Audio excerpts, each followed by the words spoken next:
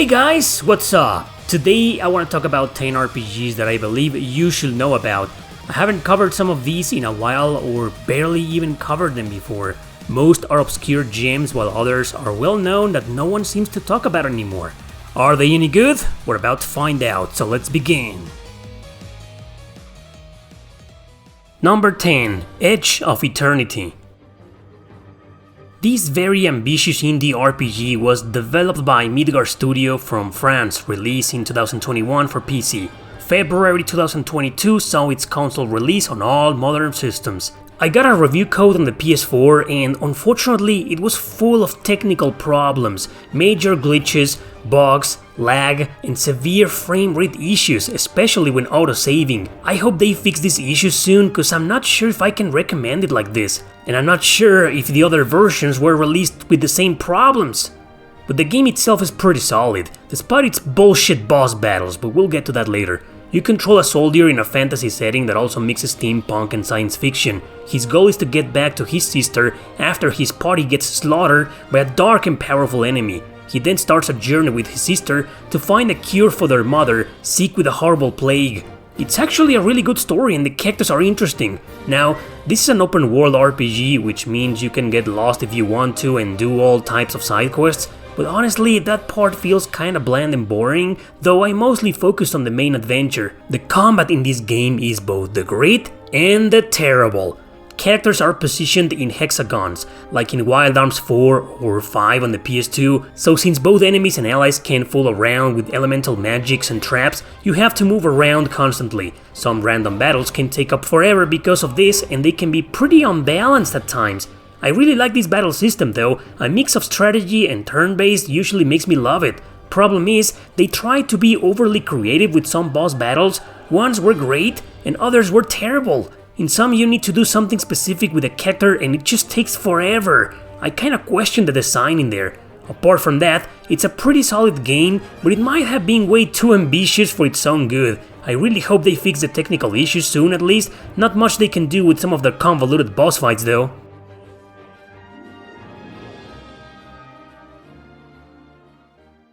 Number 9. Secret of Evermore. It's actually a Western RPG developed by Americans, just published by Squaresoft back then. You play as a guy and his dog when they're suddenly transported to the past.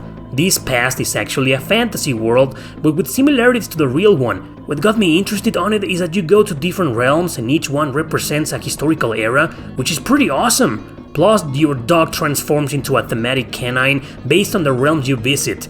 I mean, the premise and this feature of having your dog as your party member are quite alluring. However, the gameplay itself is what ruined it for me. Most specifically the controls. Graphics look really nice, sprites look beautiful, whatever music plays every now and then was alright, and the realms ideas were awesome. I didn't quite like the alchemy system, I thought it was unnecessary and it often felt like a chore, but I think I could have gotten used to it. But the fighting in this game sucks balls! It's like in Secret of Mana, but way worse. Often you feel like you're hitting the air, you keep missing, and the collision detection with enemies really feels awkward. There's a gauge that needs to be full in real time like in the Mana games, so your attacks can actually do some damage. How this is executed, however, feels very lame, and you don't really feel like you're hitting something. I often got lost, not knowing what to do or where to go, and a lot of the enemies felt so unfairly programmed, you can't hurt some of them, and your attacks miss constantly. Getting damaged in this game is also a pain in the ass, especially when they push you away with one hit. It's very annoying. But that's about it. Combat is the reason why I dislike this game. I'm not saying it's terrible, but it was bad enough for me to put it down. Jade Cocoon. This is a turn-based RPG with monster collecting elements. The story follows Levant living in a small village. His goal is to take on his deceased father's footsteps to become a cocoon master. Cocoons are where monsters are born from, so you can raise them and train them. Exploration will mostly take place in the large forests or jungles around the village, including several different ruins. It's your job to capture these monsters so you can use them in battle against your enemies. In fact, once you get your first minions, you'll be able to directly control their turns during combat. Mixed with traditional RPG elements, Jade Cocoon makes it up for a classic game with a lot more to offer than just a monster training game. Thanks to its obscurity and severe lack of advertisement, the game hasn't been re-released anywhere, especially not since the publisher worldwide was Crave Entertainment, a company that disappeared 10 years ago.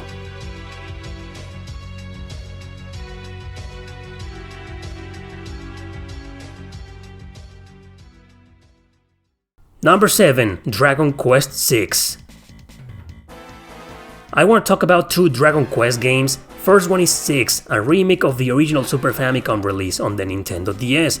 I've only covered this game twice, but I barely talked about it, and the topic of the video was very specific. I quit on this game because the encounter rate kinda killed it for me. It's just insane how they didn't fix that for this remake, getting into battle every 2 seconds.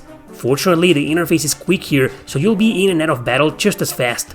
It's a story about a bunch of warriors who fight off against one evil son of a bitch. He's so powerful though, that he manages to send them to different places in another dimension, erasing their memories entirely. The journey revolves around many coincidences, reuniting these characters, especially because they still seem connected to that evil dude, and of course traveling through 2 different dimensions. I love this premise, it was really interesting for me, but like in most Dragon Quest games of the time, there's barely any focus on the characters themselves, and in this game in particular, whatever initial intrigue and bond I had with them during the first several hours, it just vanished. I'm not saying it gets boring, but it just doesn't have the best adventure feel or character development. Once I got stuck in a boss fight against the same evil dude, I simply gave up. Perhaps I will go back to it one day, but with that encounter rate, I'm not so sure. It's still a good RPG, just kinda bland in some important areas. Relayer. Released on PS4, PS5 and PC, Relayer is a grid-based strategy RPG that's pretty much a love letter to the niche Super Robot Wars series. It takes place in the future where humans are already fighting amongst themselves for technology. Everyone wants the original one robot because all the other mechs pretty much came from its alien technology. So your protagonist joins the GT Labs group primarily to chase after her sister, who now controls the original one. While it does have some dumb banter and slice-of-life conversations, it also has an insightful plot with the usual political drama in science fiction stories. Battles are played on bland maps in space, unaffected by terrain, just like in most of the Super Robot War series. Characters fight in their mechs with no restrictions other than the range. Melee ones need to approach their enemies, while ranged ones can attack from afar. When they do, we get to watch these skippable badass animations with the robots. I'm a big fan of strategy RPGs, and I like some of the convoluted ones, that's for sure, but I also love simple tactical games with simple controls and easy to understand battle mechanics. This is a game I strongly recommend to fans of strategy RPGs, and of course, fans of Super Robot Wars.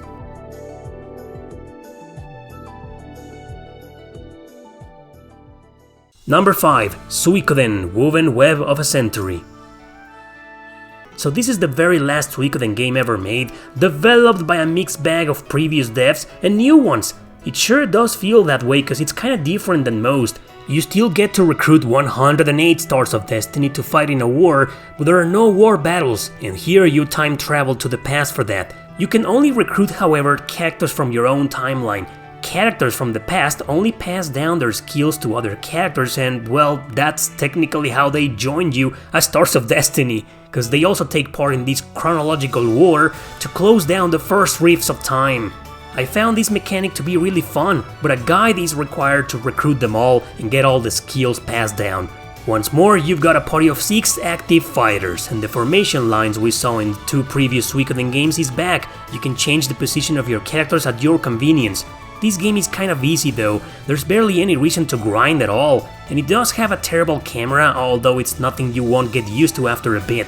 The game has a slow but also interesting start. I do recommend this to Suikoden fans, as long as they can play it with an open mind. I did that and I loved it.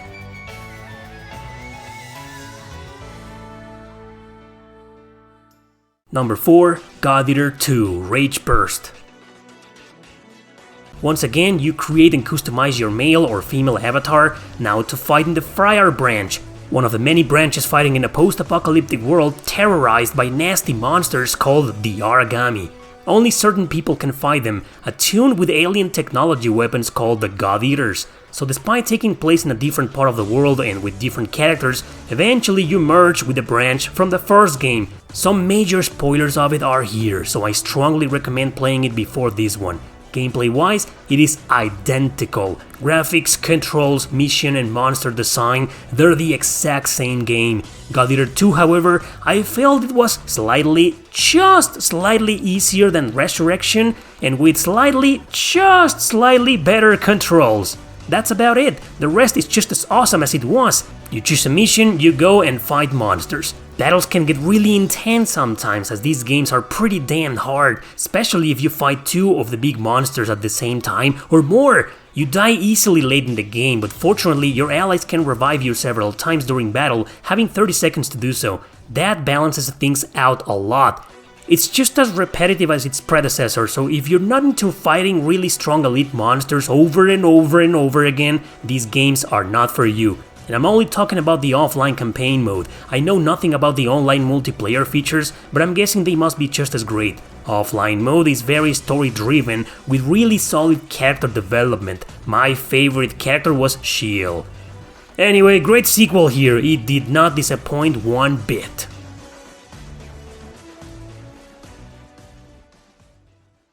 Cardia, the Word of Fate. Some JRPGs in this list were released on the PSN, but only in Japan. Nobody else in the world got them, so English versions still retain their exclusivity on the PS1. Cardia is one of them.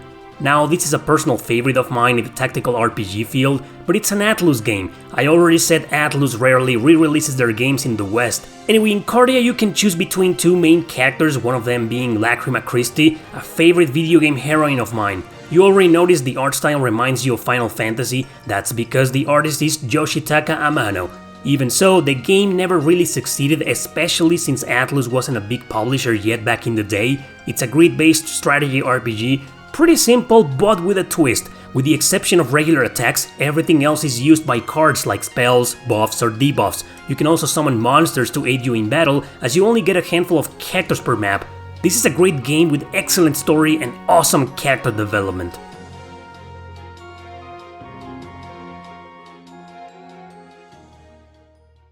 Dragon Quest Heroes 2.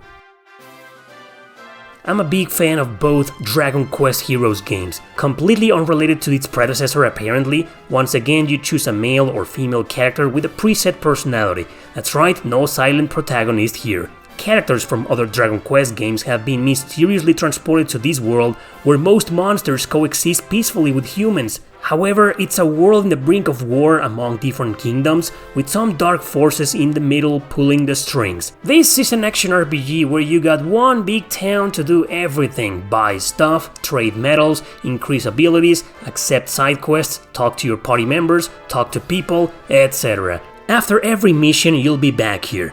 These missions are done either in the overworld or in dungeons or ruins. Just like the first game, it's got a warrior-style combat, where you fight against hordes of enemies, both regular and elite, with a party of 4 active members. With one button you can switch to any of them whenever you want, and they all play very differently. So combat is awesome here, especially because it doesn't feel as mindless as in most warrior games. But leaving that aside, this is a terrific sequel.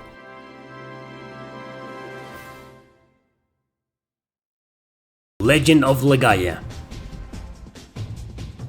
At last we arrive at the most controversial title in the list. Controversial because this game was a commercial success when it came out. In all territories it was released: Japan, Europe and North America. It was developed by 2 studios called Procyon and Contrail, but published by Sony themselves. Sony do tend to re-release their games if they were successful on other consoles, so I have no clue why Legend of Lega has never been one of them. And now it's pretty much a forgotten gem. You will control 3 playable warriors, each with their own prologue. Once they meet, the goal will be to revive the Genesis trees in order to stop a dangerous mist that's ruining civilization. Battle system is turn-based and it's all about crafting different arts with the D-pad by creating different combos. Pretty unique system for its time. Great game here, a classic, probably still waiting to return to glory once again.